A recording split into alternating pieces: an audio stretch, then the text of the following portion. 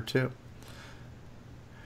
All right, everybody, we are live, and this is now, we have to add a number to this because the first time we did it, it was just guys talking CoCo, but now this is officially CoCo Chat number 2, the second chat of CoCo related stuff in only 2 weeks' time. And I am joined by the lovely and talented Nicholas Marentes, author of Popstar Pilot and other games from Australia, no less. Good day, Nick.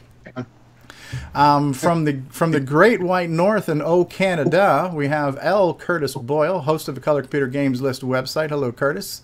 How's it going, We have Mark Overholser. And where were you from again, Mark? Oregon. Oregon, okay, we won't hold that against you. And then author of Temple of Rom, Shanghai, and other things color computer related, and other interesting children and other things in the universe too, Rick Adams.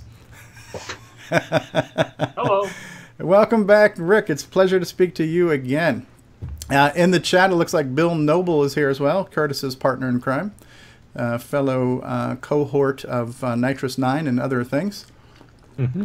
And we're back to talk about CoCo stuff and another fairly unplanned, unscripted talk about all things color computer. That is our motto.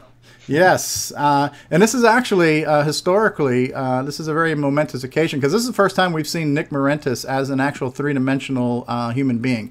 Because for almost 2 years now, he's only been a profile picture to me. You know, it's like when you go on these online dating sites, you always wonder, are you going to get the real thing? And I still think it's a green screen effect. It's all Hollywood trickery. So we see Nick in the flesh for the first time, so it's good to see you, Nick. Hey. What's that you got running? What's that you got running in the background there, Nick? Oh, some crappy game I've been evaluating. Oh yeah. Yeah. Thumbs up or a thumbs down review? What is it?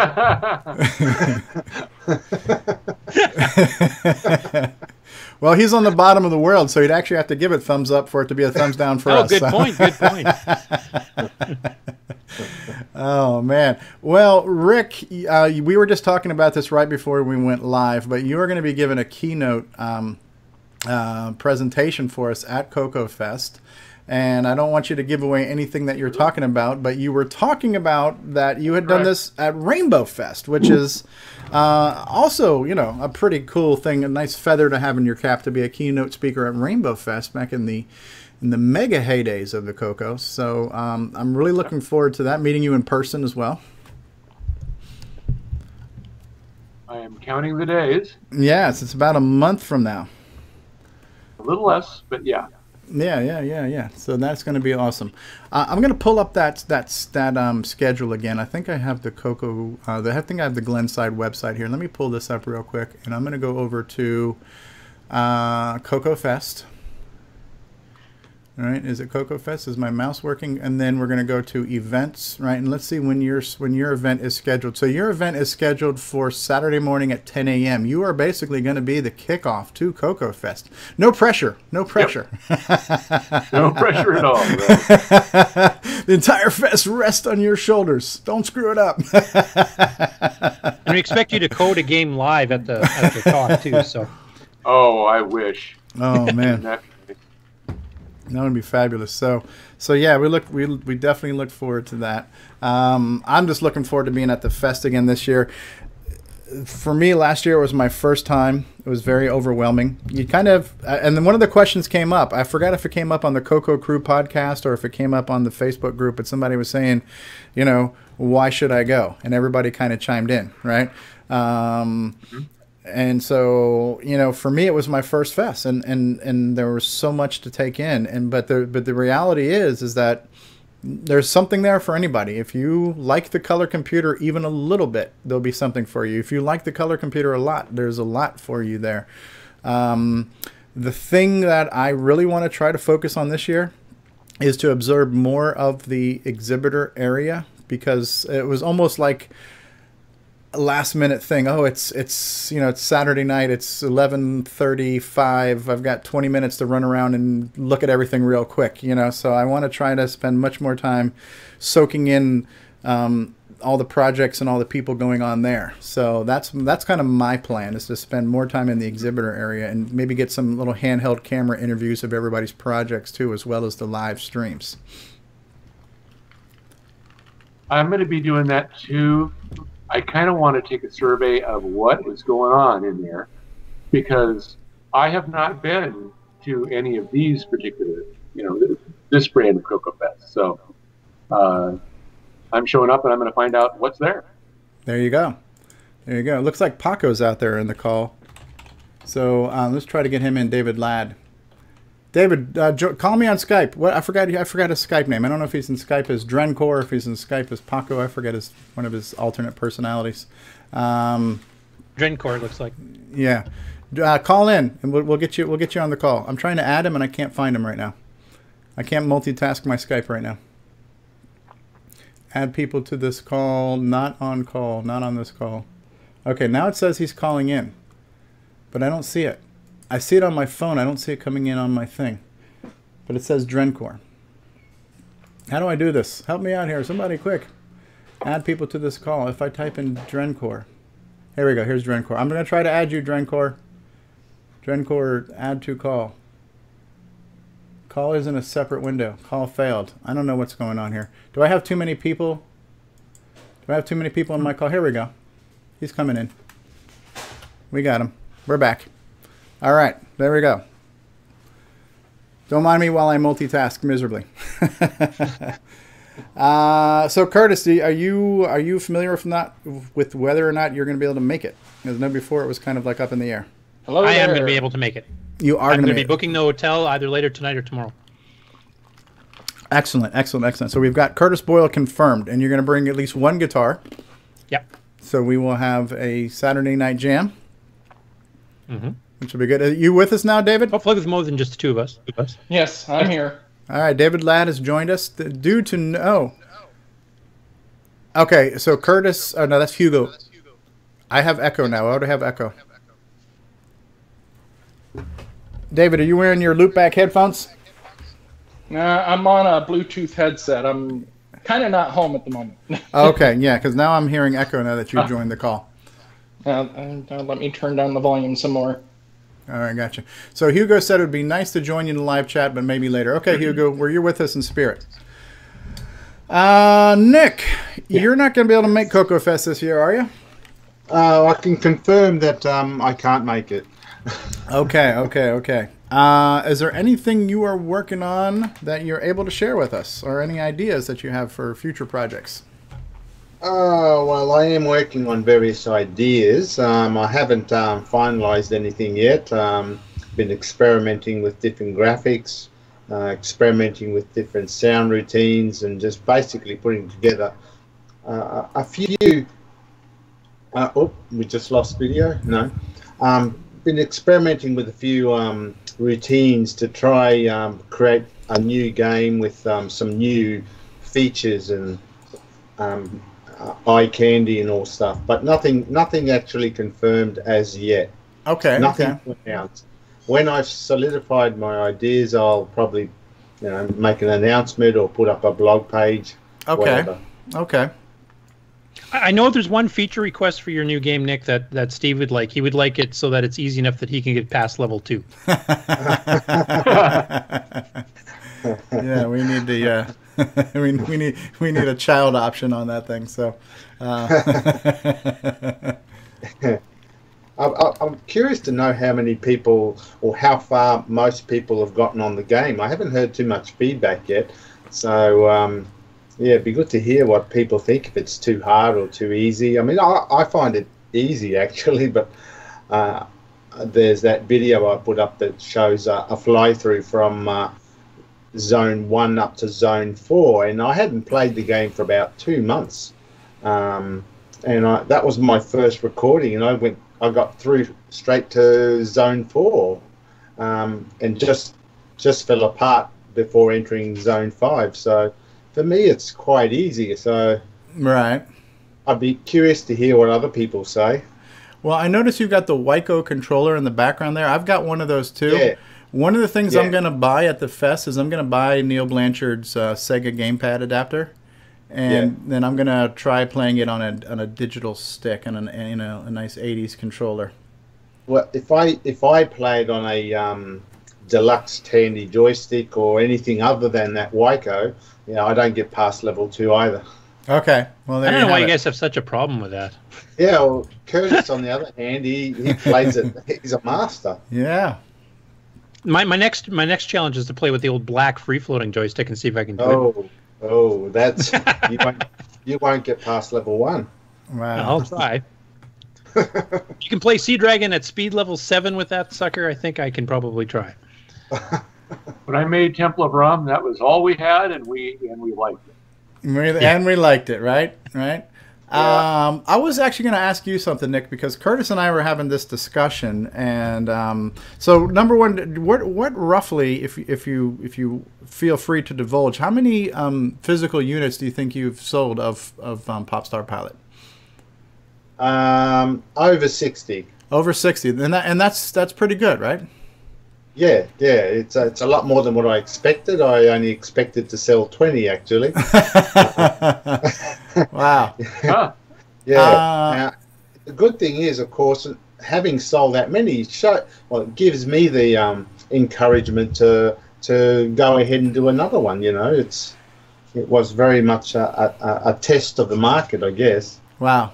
Okay. And it's good to let other people know that too. So there could be other programmers out there who know how to program in machine language or anything, but don't because they feel that there's no market or they're wasting their time. But I can assure them that if they do a good job, present it well, market it well, there is a market. The CoCo community will support you. Do we know what the sales are like on John Linville's and John Strong's? Because they also published some games last year too. I'm just kind of curious how they compare. Yeah, we should have asked him when we had him on last time. I mean, they're doing cartridge games too, which is a whole other level. Right. But Yeah, I was just Nick, following. I've been playing your game on and off. I've just been busy trying to work out my little mouse adapter thing I've been tinkering with. All right. Yeah. How far can you get? I didn't get off of level 1, I'll say. It doesn't help when you have controllers that are on their last legs. So Yeah. Level 1 is dead easy. Yeah. Just fly top right, and you don't even have to touch the joystick. Just come down every now and then to shoot a fuel depot, because you'll run out of fuel and fall out of the sky, of course. But if you just come down, pick up the fuel, and fly back up to the top right, that's it. You can just, you don't get hit. So Zone 1 is really very much a beginners or for kids. Zone 2, on the other hand, that's the hardest zone of all 5 of them actually. So if you can get through Zone 2, you shouldn't be too hard to get through the rest later on. Bill Noble's in the chat. Bill Noble says he still hasn't beaten it yet. Hey, Bill, do you want us to bring you into the Skype call? Let us know. We can definitely bring you in, or you can just call one of us and we can add you to the call. So is like the 60 units, is that, I mean, to me that seems, and it's an incredible game, but that just seems like a small number compared to the size of our community. There's like 1,400 people. I granted, everybody's not a gamer, and those who like games are not all going to like them enough to buy them. But you feel like that's a decent measuring stick for the size of our community? Yeah. Oh, really? Okay. So that's hard. It's hard for me to gauge. There may be more CoCo users out there, but active users, though, I wouldn't say there's much more than 100. You look at Facebook or the what do you call it, the news groups channel, and how many you count up how many people are actually active there, and you'd be flat strapped trying to find 100.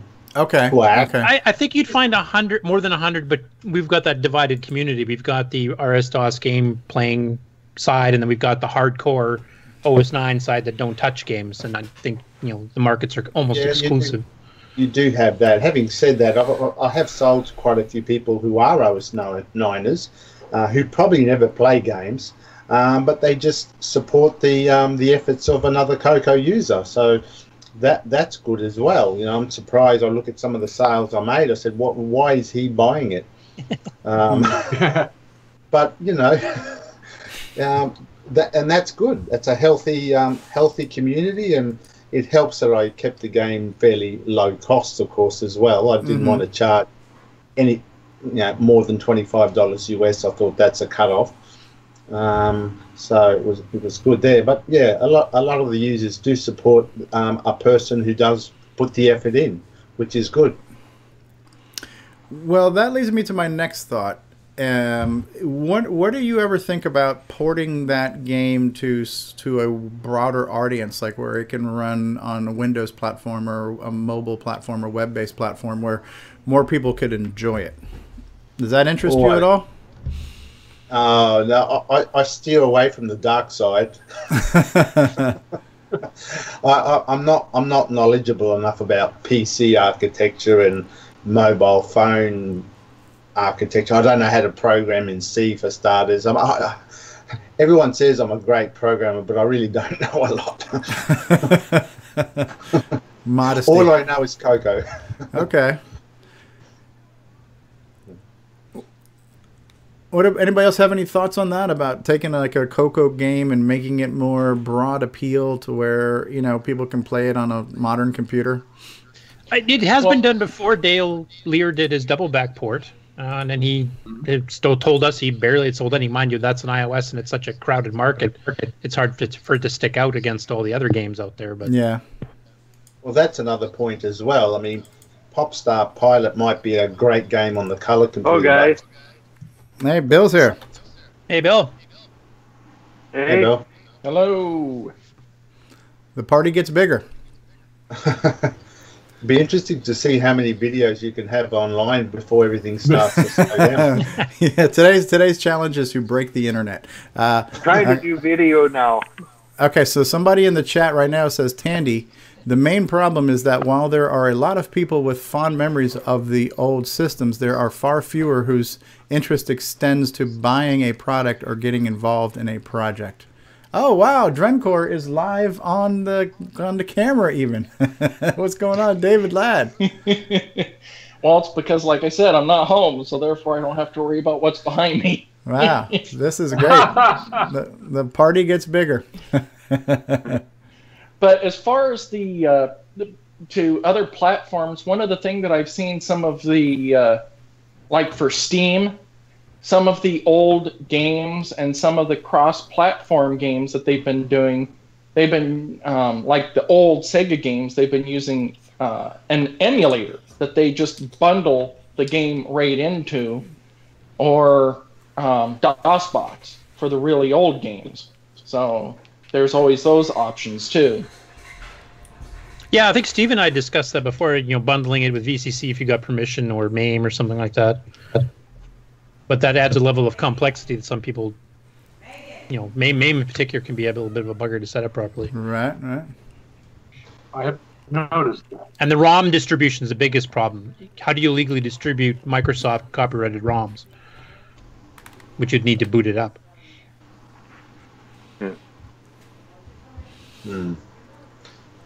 I guess it depends on how many people would be prepared to buy a game that looks very 8-bit on a PC or on an iPhone or whatever. Right. They may say it's a great game on a color computer, but I'm not going to pay money for it. When I can, for $5, I can buy something, download something for my iPhone that's got fantastic graphics.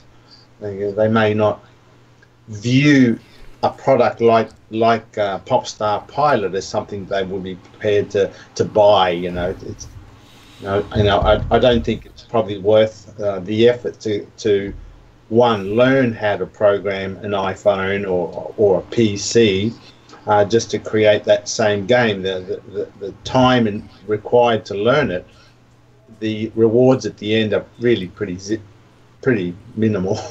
Okay. Whereas on the color computer, you can become a millionaire. Tens of $20s of dollars. Yeah. Tens of 20s of cents, huh? Bill, how are you, sir? Pretty good. Oh, you getting a fax there, Curtis? I don't know yet. 1980s calling. It's Rachel from Cardholder Services. Yeah, right. Oh, pretty good. I don't think I've seen you on camera before, Bill. I know we've spoken on Skype a few times. No, I have avoided camera. I've avoided camera before. I should probably do the same, but I dive in anyways. Oh man, so it's good. So I have one quick thing to share with everybody. I'm going to go ahead and play this clip here. Those of you on Skype who won't be able to hear it, but I'm going to go ahead and play it, and then I'll tell you what he said in just 2 seconds here. So bear with me 1 second. Hello, this is Chris Latham. I'm the author of Donkey King, which was later renamed to The King, and Sailor Man. Next week, next Saturday, April 1st, we're going to be doing a live interview where you can ask me some questions about the development and playability, whatever you can think of to ask, and given that it's April 1st, I might give you some straight answers. All right, so that was Chris Latham, the author of Donkey King, later named The King, and Sailor Man. So we are going to do a live interview with Chris next week, which is April 1st at the same time, 5 p.m. Eastern Time. So he said that given that it is April 1st, I might even give you an honest answer. So that was how he ended that.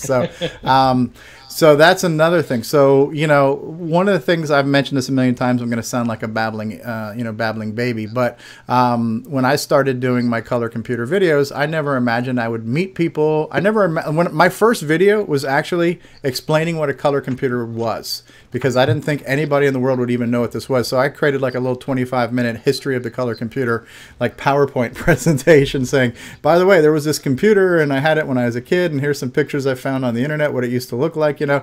And so I did that, and I started playing these games, and then I started meeting people. And then, you know, I think the first people I did an informal interview with was actually Nick and John Strong. When we were doing like a live gaming marathon, they came in and they just started talking to us, and so that was kind of like an unplanned, unscheduled interview. And then, of course, Rick Adams, who's with us now, was he's my first big celebrity I ever got to interview that I actually did on purpose. My hero. So Rick was my first scheduled interview, planned interview, and we've gotten like 13 interviews already. So I never would have imagined this would have happened. But again, out of the woodworks, Chris Latham commented in one of my videos. And of course, right away, I hit him up. I go, hey, would you be interested in doing an interview? And so we've just kind of been playing email tag and stuff, and I got that nailed down. We did a Skype test today.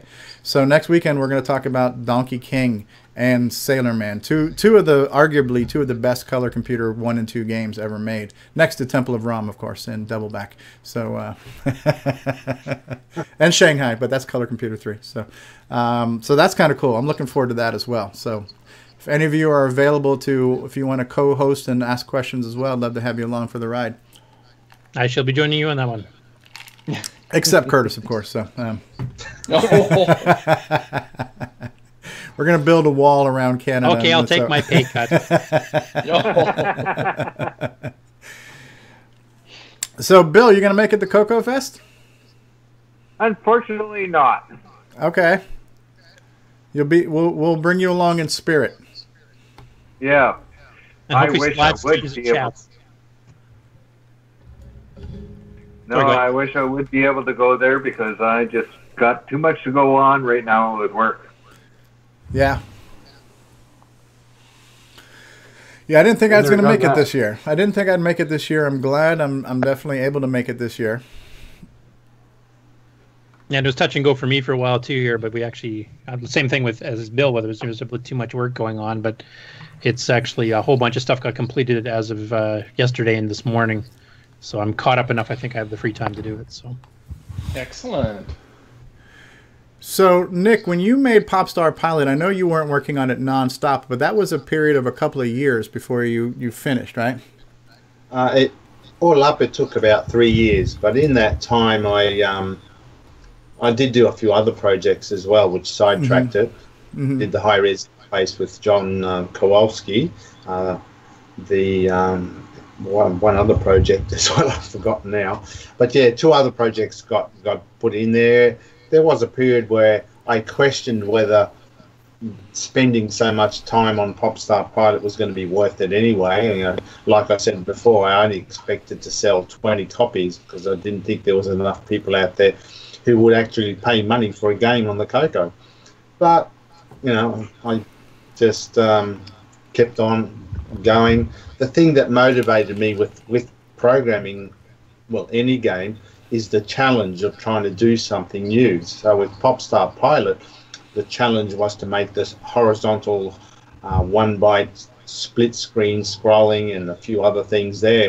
And once I did that, the challenge was gone. And then I thought, well, you know, is this worth it to go on? I lost my mojo on to keep going. But I gathered it all together. I said, no, I'm going to finish this. This is going to be my last game, I thought. But as we saw on with the sales, I don't think it will be your last one, Nick. No, it's not. That's right. So there will be another one. Okay. And I'm still trying to come up with ideas. I've got a lot of ideas, but I'm also, like I said before, it's always the challenge of the project. You know, what's the challenge to do this game, for example? It wouldn't excite me to do a playing game like a Space Invaders. What am I going to do with? Well, I've already done a Space Invaders, but unless there was something particularly challenging about that Space Invaders game that I wanted to achieve, it doesn't excite me. It doesn't motivate me to keep to go ahead and do it. I think I have found something that will challenge me on the next project, so I'm still doing various tests and evaluations to see if I can pull it off. So hopefully, watch this space. I'll be able to announce something. Hopefully, I'll be able to announce something before the CoCoFEST anyway. Excellent. So what do you think? I know it's hard to say exactly, but what do you think your development timeline would be on that? Do you think it would be like if you started and you had a schedule, you'd crank it out in roughly a year's time, or? Well, it's possible to do it in a year. It also depends on life events, I suppose, and me just focusing on that one project rather than letting myself get diverted to something else halfway through. So as far as I know, I don't have anything else planned, so I'll just concentrate on the next project and hopefully look at getting it out by Christmas. Christmas is a good time to release Popstar Pilot, I found. Yeah. Yeah. You know, I guess a lot of people thought, let's buy a CoCo product for themselves for Christmas. I mean, when was the last time people were able to do that? So it's sort of, from a marketing point of view, it was probably pretty good. So can Steve and I grovel at your feet and ask to be beta testers on the new one too? I would like to be that too. Well, I will have a blog anyway to let people know what the progress is and all that, and they're welcome to feedback on it. I generally try not to give out copies of my game during the development cycle. I mean, some people throw out version 1, 2, 3, or 0.1, 0.2, 0.3, and before you know it, you've got 100 copies sitting out there. For starters, for a lot of people who are not gamers, they're going to say, well, I don't think I'll buy it because I've already essentially got the game. So in a way, you've got to sort of hold it back and release a finished product. That's exactly it, Nick. Yeah. I do like to have a few game testers, though, like I had with Steve and Curtis, while I'm developing. So it's good to, you know, I might think it's going good, but what does someone else think? I do need a third-party opinion sometimes. And Steve, being an expert in games, I guess,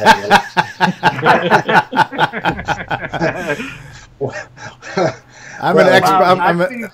Steve and Curtis are the best persons to actually do that. So. Yes. Well, I think so. I am That's very just because we good have at sarcastic wit. Yeah, I am very good at testing collision detection. Repeatedly. Yeah, and check that your low score display is working properly. And Come on, I'll Steve, test you the need high to work score on your part. Pegasus score. Yeah. So we got that's great. Well, we were helping you test because we did find a few bugs on the earlier part there, and in my case, because I have done some assembly language programming myself. I mean, I could kind of guess what type of things to look for. So hopefully, I help you narrow down where to look for a bug occasionally. Yeah. Oh, for sure. There is still a bug in there. Yeah. And I think I finally found out why or how it does it, but it's too late now. It's been released. So Isn't that technically known as an undocumented feature? well, yeah. Actually, Is it an Easter egg or something? there is another bug, you could say, which I do call an undocumented feature because it's a fun one to do if you can find it. Okay. So that's part of the fun, finding the bugs. Yeah. Luckily, none of the bugs actually stop the game. I mean, you can still play the game fine. It's just a few odd things, which, it's fun to see anyway, so leave it in. Yeah, there's a graphical glitch where you can sometimes pick up part of the terrain and still keep going and that kind of thing. But well, actually, I'll explain this because anyone else who's watching can also try it on their copies. When your plane cannot fly through an explosion, that's part of the collision detection, and it makes sense. Obviously, if you crash into the ground, you'll explode. If you shoot something pretty well point blank right up against your propeller, you flying through the explosion will die as well because you're hit by the debris. That made sense. But what I had to do was I didn't like that. I thought it was making it a bit too fiddly. So I decided I wanted to make it so you could fly through the debris. I thought it just looked good. So the way to do that was when I hit an object, I turn off the collision detection for that split second. So for that split second, your plane is invulnerable. And you can fly straight through an explosion, and that worked well. But if you run into the ground, trying to think how it was done exactly, but if you run into the ground, you do have a degree where you are invulnerable as well, and you can actually dig into the ground a bit before you blow up. You will blow up eventually because the ground keeps going. So when the collision detection is turned back on, you die then. But it's a good little effect. You just drive into the ground and drill into the ground. You lose a ship though. Actually, you don't always. I have dug a little bit out of the ground and actually come back up. So it depends on how thick that part of the ground is that you hit. Yeah. But Oh wow! So you can almost like you can dig a tunnel as you're going down and coming back up again, huh? Not quite a tunnel, but you can take a chip out of the ground. And sometimes I play it and try to do just that. So I'll have to try that now. That's, One of the things I thought was pretty cool when we talked to John Strong and Alan Huffman recently is looking at John Strong's development tools. He's got Windows-based tools that he uses to create a lot of his sprites. And so I think his development cycle is probably a little bit shorter, at least on creating the imagery. And I think you did something similar, though. Did you mention before when we talked to you a while ago you were using your Amiga to do some of the artwork that you piped over to the CoCo? I've always used an Amiga for creating the graphics. Even back in the 80s, I had an Amiga 1000, I think it was, and I used it in a program called Brilliance. And I used that as my, for all graphics, sprites and everything. And if I just move to the side, one way or other, that's my Amiga on the side, right next to the CoCo. So my two favorite computers are next to each other. And that's great. I developed the graphics on that. John Strong, obviously, he's a lot more sophisticated than me. I'm a bit of an antique. And I use the old tools. He's got something that's a bit more advanced, and it probably could put together the graphics and stuff a lot quicker. Certainly, I think he can test the animation of a sprite as well. whereas I can't. I just have to visualize what it looks like, code it in. If it looks bad, just go back and draw it again. Yeah.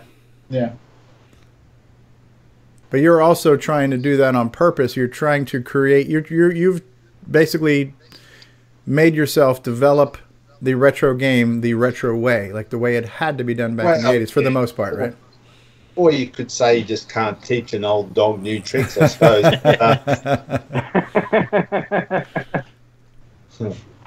Nick, That's you my are old school. Yeah, old school, that's right. Well, I figure that's part of the fun, really, using a retro computer in a retro way. I've got nothing against people using modern tools and all that. It's just that I don't know how to do it. What were you holding up there, Rick? Oh, it's just a Raspberry Pi. I'm just being silly. Yeah, Rick's doing a lot of displays on the Raspberry Pi. I see your stuff on Facebook where your St. Patrick's Day display you had in your windows, and you've always got something going on there. It just looks pretty cool.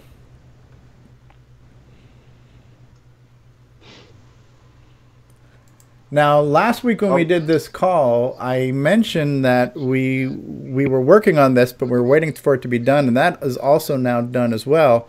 But Rick's son, Joel, drew the color computer cartoon guy from the basic manual. And we now also have that available as an image that can go on a t-shirt or a coffee mug. And I plan on having some of those at CoCoFEST. Matter of fact, I'm going to try to find a different company that makes mugs that will do an image on both sides. Because we have the one thing that Joel drew, which is the CoCo 3. And I'm thinking if I can find a company that can do two-sided mugs, we'll have CoCo 3 on one side and we'll have the CoCo cartoon on the other. And that'll be a truly exclusive mug that I'll only get like 10 or so made for just the fest if anybody wants to buy them there. But that is a beautiful piece of artwork that Joel did as well. Very talented son of yours there, Rick.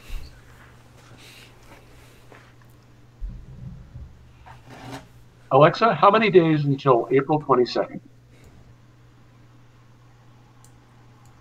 About a month, exactly. Yeah, it's about a month. 28 days, she says. I was wondering, I'm like, who the hell is Alexa? But okay, Alexa is your Amazon thing, right? Yep. Oh, man. What else you guys want to talk about CoCo related? This is CoCo Chat. What other CoCo things we want to talk about? One thing, actually, I probably should put on the Facebook, going back to trying to decide what my next game would be, is what sort of game do people want to see? I mean, I know what I want to see, but when I program something, I don't just do it for what I want to see. I mean, at the end of the day, it has to be something that's marketable. So really, I have to know, I guess, what other people want to see. So I should put a message out on Facebook asking for a poll of what type of game they would prefer to like to play. I mean, I personally like, shooting games, something you can just turn your brain off and just shoot anything that moves. That's my old. But some people might prefer chess. I don't know. I tell you what, and I wish he was on the call. I like the thing that Hugo's doing that looks like a platformer. Yeah, actually, I was just going to mention that too.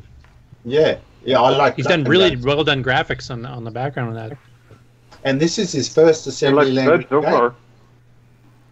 Yeah, it does. Looks good so far.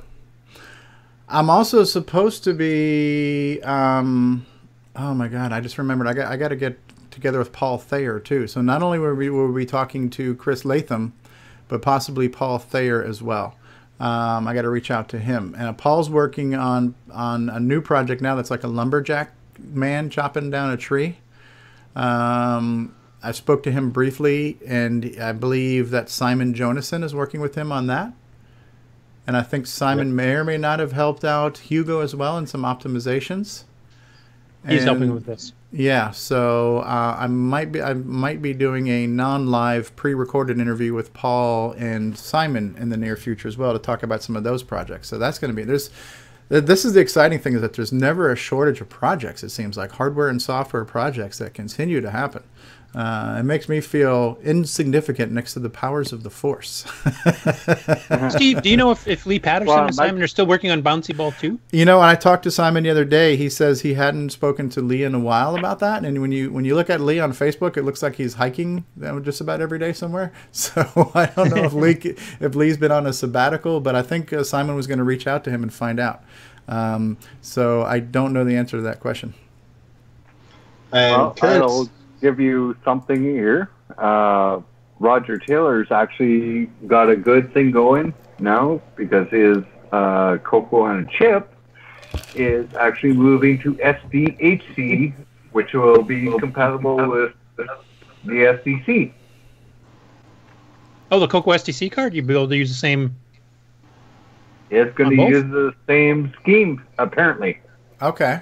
Well, that would be good, because I mean the fragmentation we're getting with all these different CoCo on a chip style projects has been getting to be a bit of a problem. Plus, you know, there's how many people developing different sound cards and everything else. So it'd be nice to get something where you can have something that universally works. And if that works with the CoCo SDC and on Rogers, that's a good plus. Oh yeah, or Rogers chip right now is actually doing pretty good. Like, I've got it running for probably 3 weeks now, and no problems. No incompatibilities or anything? Not that I found so far. I've seen you doing a lot of OS 9 stuff on there. I don't watch it every day, but I do check on the CoCo on a Chip group, and I see you got a lot of OS 9. Steve. Yeah. That is true, Steve. Very cool. Curtis, are we allowed to talk about your OS 9 project? No, because I'm just going to start getting back into it tomorrow after a 3-month sabbatical, thanks to work, and I don't even remember where the heck I left off. So I won't make any announcements about that until I get it back into the flow of things and see how far I can get by the fest. Because that's something we'd be good to see. Some OS 9 games. Yeah. David, are you confirmed for CoCoFEST? Yes. I'm still planning on driving out. So okay. So David will be there. Very good. And would we know if Alan's going to make it yet or not? Is he still working on that? That I have no idea. Okay. I did see on the Facebook group that Alan DeCock might be making it out, so that'll be 2 of the original Nitrous 9 team out with me and him, if he does make it. Okay. There you go. It's Mad Zach, the Flaming Potato. Okay. Hello, Mad Zach. Mad Zach has just joined the live chat. Yeah, it's going to be great. It's going to be great to see some somewhat familiar faces and new faces. There were a lot of faces there last year. I don't remember the turnout. I think there was around 80 people at CoCoFEST last year. Almost one for every copy of Popstar Pilot in the world.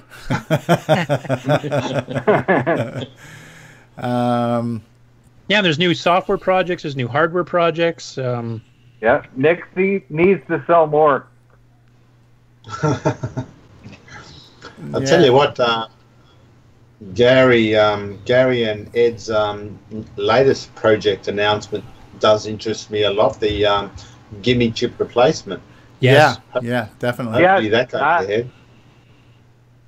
That is really interesting. Yeah. I mean, it's interesting both because that's the one chip we can't replace because it was made exclusively for Tandy, and once they're gone, right? This will actually allow you to replace it, but then it also allows you to expand on it, add some of these extra things we've been asking for, like real 256 color mode and MMU up to 2 meg or higher, and all kinds of things can be added on the extra task registers that Alan DeCock was mentioning, where you can actually have up to 16 instantly switchable MMU block tasks that you could do for multi-threaded games or for Nitrous 9 or whatever else. So that looks really interesting. Higher clock rate. Sorry, cut off there. A higher clock rate.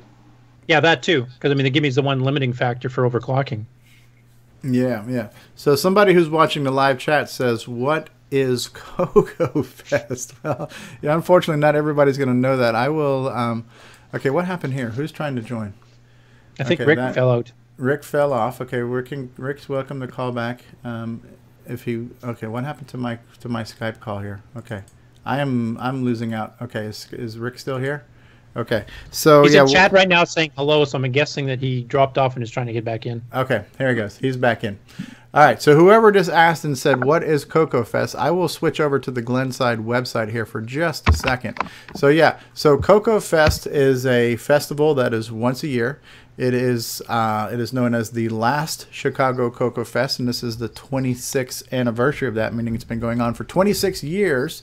And every year they think it might be the last, but this is the 26th anniversary of the last Chicago CoCoFest. And how can you describe it? It's kind of like a Comic-Con for people who love the Tandy Color Computer. It's like a cross, other than there's probably not too many people in cosplay. Although I did hear that Boise Pete, I did hear that Boise Pete might dress up as the Coco Cat this year. So they talked about that on the podcast. So.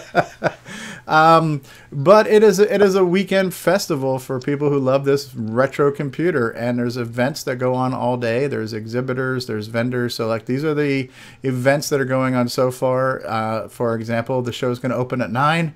Rick Adams, who's on the call, is going to be our keynote speaker at 10 a.m. Rick Adams, who developed Temple of Wrong in Shanghai, as well as many other contributions to color computer. John Linville is going to talk about a sound chip that he's working on at 10:45. At 11:30, we have Evan Wright's going to talk about authoring tools to get adventure games sent over to the color computer. We will have lunch. We will have John Strong's going to talk about development tools. Then we're going to have, what is his name here? Kirkwood Reitveld is going to talk about his website, Vintage is the New World, in the TR Sadie color computer. Boise Pete at 2:30 is going to give a talk about mining the rainbow. And the way John explained this last week is, I guess it's kind of a computer learning project where software is going to analyze the metadata from all of the online rainbow magazines and give us statistics. But that should be kind of interesting. The big question on that one, though, is he going to be wearing the Coco Cat suit during that lecture? That's we'll have to wait and see, right? And then a formal awards ceremony. The auction is great. So the auction is great on many levels, right? So if you want to find the deal of a century, if you want to find, like a penny stock version of eBay, and you want a deal, it's great for that. It's great for the entertainment value of watching everybody kind of, fight and haggle over the stuff and the bidding wars that happen. That's fun. We're going to have an on-site dinner Saturday. We're going to have a trivia contest. Alan Huffman, hoping that he can attend, will be doing a presentation on optimizing BASIC. We're going to have a chit-chat and hangout time, as well as a musical jam. So there'll be a quiet room to sit and talk, and there will be possibly some musical stuff going on. And that's Saturday. Sunday, we're going to have the opening. Both days will start off with the American National Anthem and the Canadian National Anthem on Sunday. And then we're going to have John Strong. John Strong will be showing off his some of his hardware projects. Then we'll have Brett Gordon's going to talk about Fusix, which is a Unix-based operating system on the CoCo. We will have Brendan Donahue talking about his CoCo VGA project. We will have, at noon is lunch. Glenside's going to have a meeting, another auction on Sunday, and then things will wrap up on Sunday. So that's kind of what's going on in CoCoFest, and this happens once a year. And so we're just kind of talking about all things color computer related as we work our way up to that. Cool stuff. What else we want to talk about, guys? You're right. Okay. So do whatever you want. That'd be fun. Okay. All right. I'm back. You're back. All right. I just gave somebody the quick answer on what is CoCoFest. There is no quick answer. The sequel to Rainbow Fest. That's all I would have said. Yeah. The spiritual successor to Rainbow Fest, I guess you could say. Yeah. Hey, Ricky, did you make it to any more than just the one you were the keynote speaker, or is that the only Rainbow Fest you went to? I made it to two, at least 2 Rainbow Fests, maybe 3, no more than that. Okay. I don't remember exactly. I probably was a speaker every time I went. So I suppose you could look at the Rainbow Fest programs and kind of count that out. But I'm saying 2 to 3. And I'm not hearing any audio anymore. We're here. Can you hear us? Okay, good. Yeah, we're okay. Now I can. All right, We're Tom, just in awe of you talking, so we're be quiet. Tom from my class is here. Yeah. Hey, Tom, how are you? Tar589 is here. So let me ask you, Rick, when you spoke at the Rainbow Fest back in the day, what were the attendances like? How many people came to the original Rainbow Fest? Well, I don't know about the original Rainbow Fest, but the one that I spoke at, I would say there was, what do you think, 300, 400 people in the room? Yeah, the actual breakfast that you actually spoke at was probably 300 to 500, somewhere around there. Wow. Yeah. And how many people used to come to Rainbow Fest? Like, what were some of those numbers estimated? According to Rainbow itself, they got up to 14,000 at some of the shows. Wow. Now, I don't know if that includes counting the same people twice for the Saturday and the Sunday, or if that was unique visitors. But it was, I mean, I remember going to the Hyatt Regency, the main exhibit hall, which is much larger than we've had at CoCoFEST, and being packed to the point you could barely walk. Wow. Wow. And then there's seminars going on in other rooms that also had 100, 200 people sitting in them, multiple ones at the same time too. So, sorry, go ahead. Yeah. Right. So I have some news if you want to hear it. Yes, please. So I just a couple of days ago, I made another attempt at going into the Precambrian layer of my basement excavation. Okay. And trying to find my lost game, and I cannot find it. So I'm running out of places to look, unfortunately. But I did find some things. Here is. Okay, so here is the entry from my calendar when Mark Siegel called me up and said, "Hey, we would like to buy Temple of Ram for you." Let's see how. Oh, cool. See if I can make it. It's the 23rd. June 23rd, looks like. Radio Shack wants my game! Exclamation point! Yay. Yes, I was very excited. And you can see, if I can get it to it's lagging, so it's really hard to. You can see day 24 equals 45%. So I was counting the days. You have to do the math on that. So it was like 27 it says. The day 27 equals 45%. So that was 27 days after I sent it in that they called me. And Dale had told me to expect you're probably going to hear back from them in N days. So it was 45% of the time that Dale told me to expect. So you can do the math on that and figure out how many days he told me to expect to wait right here. So who knows? So that's kind of fun. And then I have here is a box of discs. A whole bunch of discs. Let's see. So let's read off the labels. Compressed title page. Shanghai backup. Nice. Shanghai security backup. Shanghai source code IBM format Amiga. Shanghai you don't happen to have your original full-size Dragon on those discs, do you? I probably do. Because I would love to see that, because that was your original vision for that when you won the game and you had to fit it on the cartridge and had to crunch it down, right? Right. Yep. And actually on the Shanghai packaging, you can see the full-size Dragon. I'll grab it. I have it. Somewhere on there is the full Dragon, screeching out of the sky with its talons outstretched. Okay, we have Shanghai compressed data, Shanghai screen dumps, Shanghai source emergency. Source emergency means I must have had a disk go out and I had to restore from a backup or something. Title screen, Shanghai as of 5/16, and built by term 4.0, and then one that says voice synthesizer driver for OS 9. So there is a very small chance.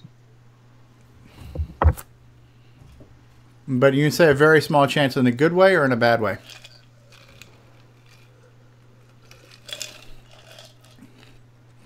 Rick, I think we're losing him again. You still there, Rick? I think we lost Rick. Yeah. So Curtis, Curtis, here's the full size dragon. Can you see it? Actually, if you open it up, or do you have an open copy of the manual, or do you have the manual copy I gave you, the CoCo manual? Oh, I'll have to find the manual then. Okay, I'll switch back. Yeah, because the picture he's talking about is on the CoCo with the white, fold-out cheaty thing. Because the original, when you win the game, it has a little dragon's head that breathes fire when you play it on the CoCo, but he originally had it as a full-screen dragon that did this, but unfortunately he couldn't fit that on the cartridge at the time, so we had to compress the picture into a little rectangle. Okay, I will look for it. So you guys need to talk for a minute while I'm stepping away, or there'll be dead air. Might be finding it now too. I don't know. I might have it. Nick's going for it. I do have it, but I think it's about 3 floors or 4 floors away from me. I have Shanghai, and I have it. It's opened. So. Okay. The white manual in there. Yep. Right. So you want the cover? Yeah, that's what the full dragon when you win, I think, is supposed to look like. But I missed all that. That's right. So that's what the original graphic on the game itself would have looked like when it breathes fire when you win. But he had to compress it to just show basically the head because he didn't have room in the cartridge. Okay, good. He beat me to it. Yeah, that one. I would have had to keep looking. I tried everything. Nice. It's on the back as well. It's too bad they didn't let you use one of those 32K ROMs, eh? Yep. That would have been nice. So I know that you were probably put on the spot from this, but I would imagine you're okay with like signing copies of Temple of Rom and Shanghai and stuff if people bring them to the fest, Rick? Right. Because I've got... Yeah. I am amazed that anybody would want such a thing, but certainly I'll do that. Yeah. I don't think I will certainly sign whatever you want. I don't think I have a Temple of Rom cartridge, but I'm hoping to find one. Maybe Mark Marlette from Cloud9 will have one because he had a ton of cartridges last year. I have, so I was able, after I interviewed you, I ended up finding Shanghai sealed, still shrunk wrap. So I bought a copy on eBay of Shanghai still shrink wrapped.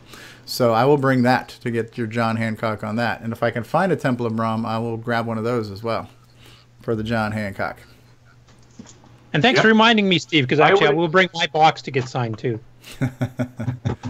I will enjoy playing. I'm hoping to enjoy playing Temple of Rom again. Good. And I'll even play against people. try to beat me. That's unfair. That's like playing against Nick on Popstar. Oh, there Nick has the Temple Rick Adams back in the day. Oh wow, look at that beard, huh? Nice and full. Yeah, so. Oh yeah. That looks more like you were at Rainbow Fest, when I remember. Yeah, that would be what I would look like. Yeah. Yeah, Bill, you were at the same table as us at that particular one, weren't you? Yes, I was. I was the what? I remember that Bill exactly. I was what? Bill was at the same Rainbow Fest at the same table as me when we saw your speech. Oh, okay. And I think that's the first year we met Steve Bjork, too, if I remember.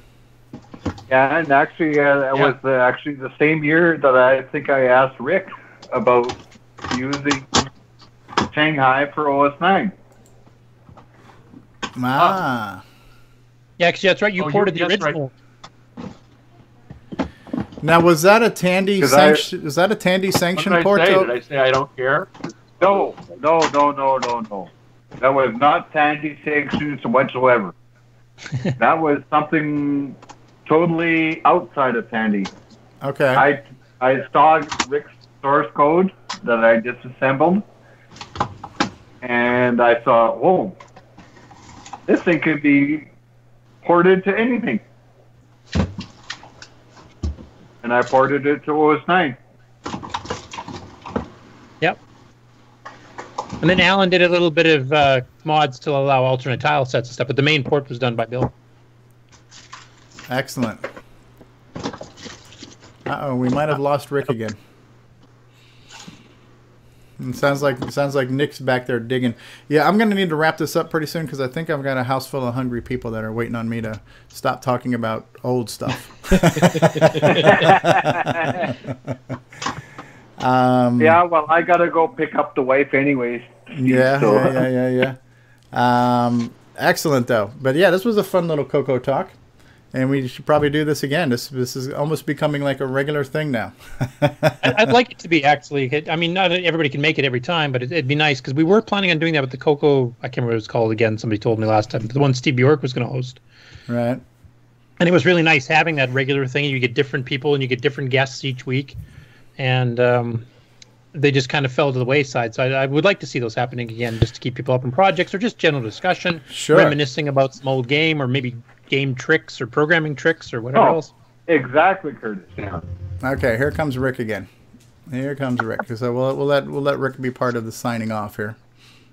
As he, not to cut in, but one of the things that would be interesting for some of the future games, especially the ones that are under OS 9, would be maybe taking advantage of DriveWire to support multiplayer functions. Very, very good idea. Yes. You know what? That's like a whole nother level of. That's the biggest challenge we have right now, is that all of the modern games that support multiplayer, you're multiplaying against opponents over the internet. So if there's a way to make a CoCo game support, there's one right now. Global thermonuclear war. Yeah. Right. That's a basic one, yes. Yeah. But it fakes it because it does it through IRC chat or something. It doesn't send messages across to do the actual shots and stuff. It just uses its own. From what I remember. It was a messaging system, yes. Yeah. But it does work. It does work. Oh, there's nothing wrong with it. Nothing wrong with it. Right. Great. Right. But you're talking more like real time. Or closer to real. Yeah, closer to real time. So guys? Yeah. Did everybody just get dropped, or was it just me? I think it was just you. And I think we're about to wrap up, too. But, yeah. Okay. And so we have... Every time anybody says anything that I really want to hear what they're saying, all of a sudden everything goes weird and I drop. Yeah, well, we are testing the limits of the internet right now with 19 people in the call. So the next time everything goes weird on me, I'm gonna do this, so you'll know I'm not really there.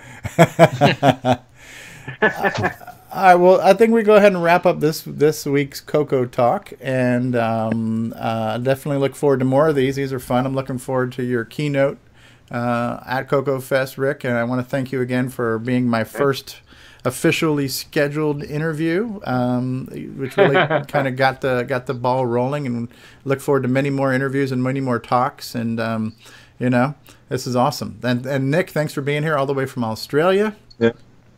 Mark, you've been kind of quiet. You still with us, Mark?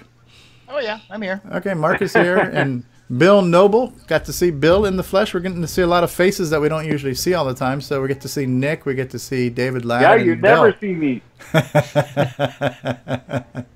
So it's good. It's good. All right, guys. Well, we're going to wrap up CoCo Talk number 2. Thank you all for being here. Thank you, everybody who joined us live as well. And we'll do this again.